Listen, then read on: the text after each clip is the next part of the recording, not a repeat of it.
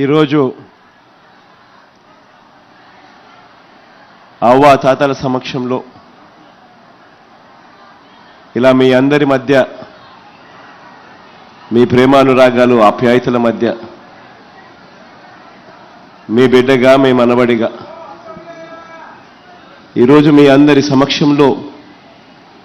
మీ అందరితో పాటు ఈరోజు మీతో మమేకం కావడం చాలా సంతోషాన్ని ఇస్తా ఉంది. ఈరోజు నేను ప్రతి అవ్వను ప్రతి తాతను అందరితో కూడా కొన్ని విషయాలను ఆలోచన చేయమని చెప్పి మీ అందరితో కూడా కోరుతా ఉన్నాను.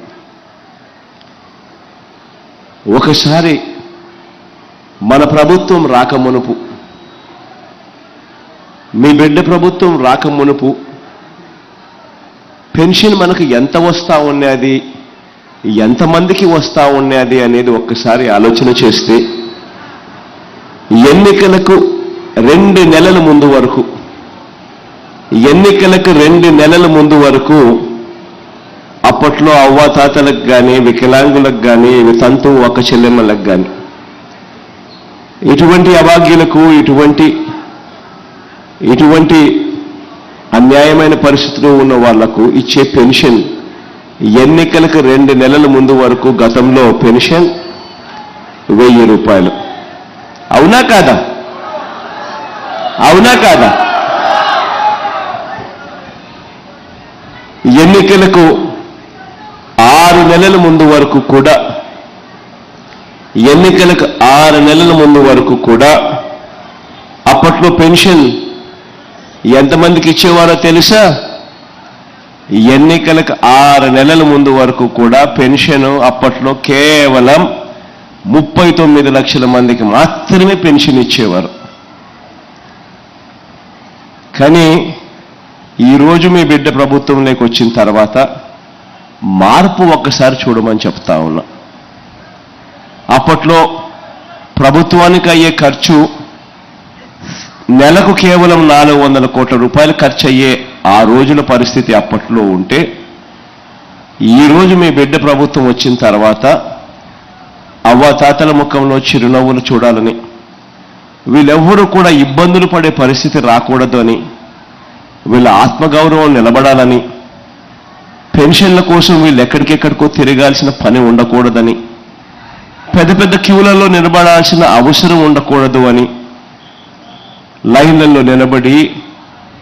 తీరా లైన్లో నిలబడిన తర్వాత ఎక్కడికెక్కడికో వెళ్ళిన తర్వాత ఆఫీస్ దగ్గరికి చుట్టూ తిరిగిన తర్వాత అక్కడికి తీరా పోయిన తర్వాత ఈరోజు లేదు రేపురా అని మళ్ళీ చెప్పే పరిస్థితి రాకూడదు అని మొట్టమొదటిసారిగా దేశంలోనే బహుశా ఇటువంటి కార్యక్రమం జరగడం లేదు. మొట్టమొదటిసారిగా మీ బిడ్డ మీ గురించి ఆలోచన చేశాడు, అవ్వాతాతల గురించి ఆలోచన చేశాడు, వారి ఆత్మగౌరవాన్ని గురించి ఆలోచన చేశాడు, వారి కష్టం గురించి ఆలోచన చేశాడు.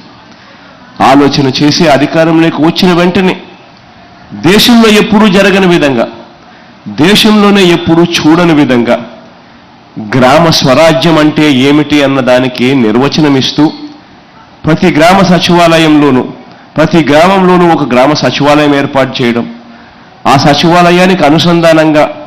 ప్రతి 60 ఇళ్లకు, ప్రతి 50 ఇళ్లకు, ప్రతి 70 ఇళ్లకు ఒక వాలంటీర్ను నియమించి ఆ గ్రామ సచివాలయానికి అనుసంధానం చేసి ఆ గ్రామ వాలంటీర్ ద్వారా